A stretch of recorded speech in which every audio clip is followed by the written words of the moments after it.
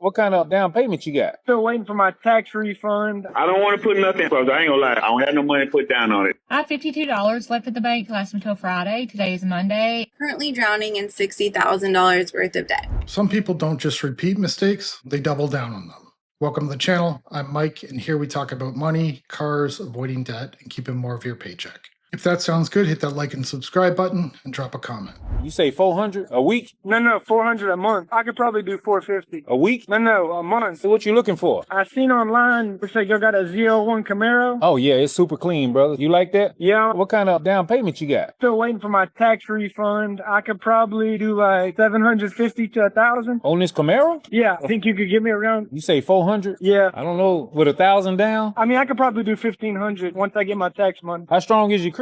I don't really know. I had a repo 2 years ago, but I think it's off now. There's definitely not. How much was your repo? Like 30-something thousand. So you repo 30,000 and you want to get into $60,000 Camaro. All right, so this guy just had a $30,000 car repossessed and he hasn't learned from it.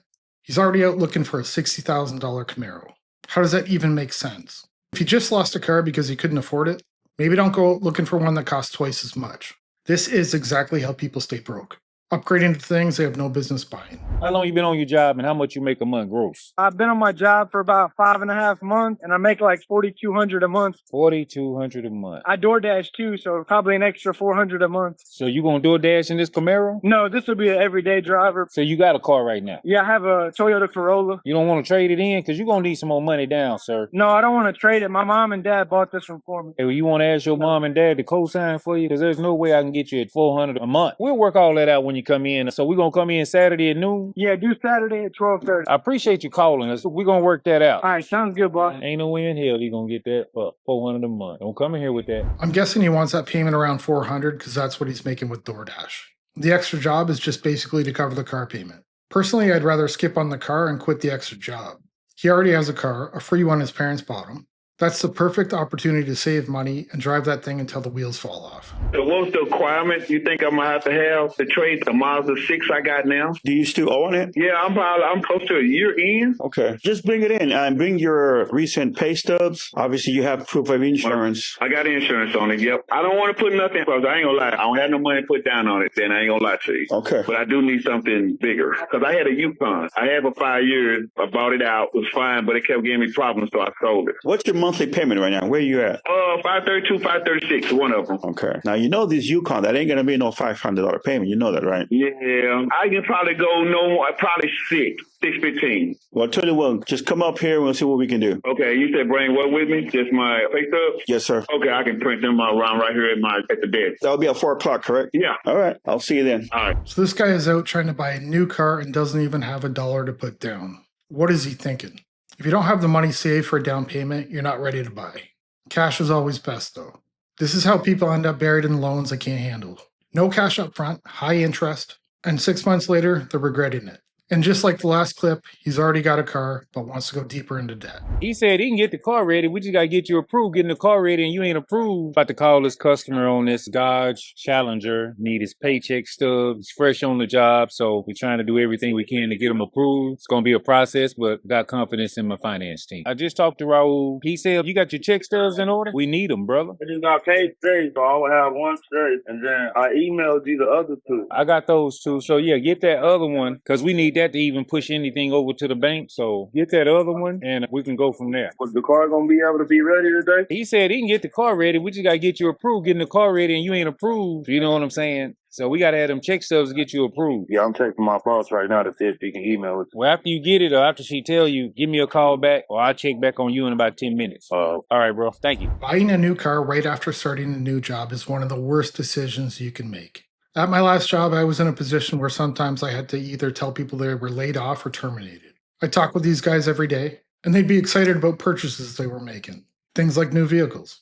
There were times where someone would be talking about buying a new car, and I already knew by the end of the week they would be out of a job. I have $52 left at the bank to last until Friday. Today is Monday. I have $135 coming out between now and then in credit card debt. little bit stressed, but this is usually how it is for me most weeks. So if you do the math, we're going to be negative a little over $80, and I also have 33 miles left till empty. I can get away with putting about $15 in my car. Let's just say we're going to be negative about $100. Lucky for me though, I did do a pet sitting job over the weekend. It was a small one. I get paid for that today. She owes me $50. A lot of my clients do tip, so we'll see what comes of that. At least I won't be negative $100. Do you know that I need at least roughly $50 now to get me through the week? I would love to start Instacarting, but I've been trying to sign up for 2 years, and it always says I'm on the wait list. I don't know how to go about that. I've emailed them. I did DoorDash a few years ago. If $9,000 of credit card debt is causing this much trouble, you're already in a bad spot.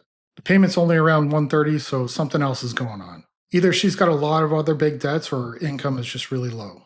And if her income's that low, the last thing she needs is a credit card. She is only $50 short of covering her payments. With a little planning, she could have easily made enough cuts to make up that difference. And in my area, it's just not really worth it. But yeah, when I say I'm drowning in credit card debt, I truly mean I feel like I'm drowning in credit card debt. If I was not in $9,000 worth of credit card debt, I would not be in this situation right now. I would not go negative all the time in the bank. So that's why I brought my debt to TikTok. It was embarrassing at first, but then I realized this is real life. If you're in a similar situation like me, I say this in every video, but I highly encourage you to start a series, whether it's credit card debt, medical bills, whatever it is. Start a series. People will follow along because they want to be able to come back and check where you've gotten with your progress. Hopefully this month we are going to pay off my next lowest credit card, which is sitting a little under $600. We're just going to keep on keeping on. If she didn't have that credit card debt, she'd still be in the same position. It just would have shown up as another form of debt. The real problem isn't the card, it's bad choices and overspending. I did the same thing when I was younger. Even important things like car repairs would go on the credit card. And all I ever worried about was making the minimum payment. Looking back now, I can see it for what it was, 100% stupidity on my part. $16,254.25 is how much debt I have accumulated. And that really sucks to say, but I'm going to break it down by card, how much is on each card, what is the limit on those cards, and my plan to pay all of this off. Okay, starting out with my lowest balance, this is my Bank of America secured credit card. I've had this since literally I was like 18 years old. I owe $475.52 on it. The limit is $900. Okay, up next is my Apple Card. I owe $3,139.54. I don't actually know what the limit is. I think it's very close to the limit. I want to say the limit is literally like $32.50 or something. I'm very close to the limit is what I'm saying. How can you not know the limits on your credit cards? You should forget your birthday before you forget your credit limits. I know every one of mine, and not for a good reason. When I was younger and in a spot like these people, most of my accounts were maxed out. There were plenty of times I'd make a payment, then charge it right back up the second it cleared because I was desperate. They are probably doing the same thing. Okay, next I have a Discover card. I owe $4,376.68. The limit on this one is $10,300. I've had this one since I was 21, 22 maybe. Last, and thank God least, I have a Chase Visa signature card. I owe $8,262.51, I think. I'm trying to remember all these numbers, looking at screenshots. The limit on this one is like $8,600, so I'm very close to maxing this one out as well. I'm doing a no-buy 2025, so an entire year of only buying necessities, no clothes, no TJ Maxx runs, no Targets, anything like that, to really get a grip on my debt and to get it paid off. A year of no buying is a great start, but I wouldn't put a date on it. It should be no buying until the debt is paid off. And during that time, figure out what it is that caused you to get in that position. Going without buying those extras isn't as hard as it sounds. The longer you do it, the easier it gets. And eventually, you'll look back and wonder how you could have been so irresponsible with your money. Currently drowning in $60,000 worth of debt. I decided to create this secret account to hide from my friends and family who have no idea how bad my financial situation is. My husband works 72 plus hours a week. By the time bills and minimum payments for our credit cards are paid for, there is chump change left for groceries and gas. I'm at my wit's end because I don't know what else to do. We don't even have extra $10, $15 to throw towards debt. He's basically working 2 full-time jobs and they don't have $10 left over. She didn't say how many hours she's working, but with $60,000 of debt, I'd hope they're both putting in long days. We don't know all the details of their situation, but if I was in that much debt and trying to dig my way out, I definitely wouldn't have any time to be making TikToks. At this point, and I see that this trend is working for a lot of people. They're trying to like pay off their husband's trucks. I'm really just trying to get in a better financial situation because my worst fear is that my husband can't go to work or something happens and we lose everything. We have no savings. We have nothing to fall back on. So please help me out. Engage from the bottom up. Hit all the buttons. Tell me how much debt you are in. You are not alone. Let's help each other out. There is enough to go around on this app. And there it is. It sounds like she wants to get out of debt by making TikToks. Maybe it helps a little, but it's not the solution. I don't know how much TikTok pays, but the best thing to do is get a real job. Too many people think you can just hop on social media and start making big money. It almost never works out that way. Your odds are probably about as good as winning the lottery. I'm going to end the video here and ask you to hit that like and subscribe button. Drop a comment below. I'll see you in the next one. Bye.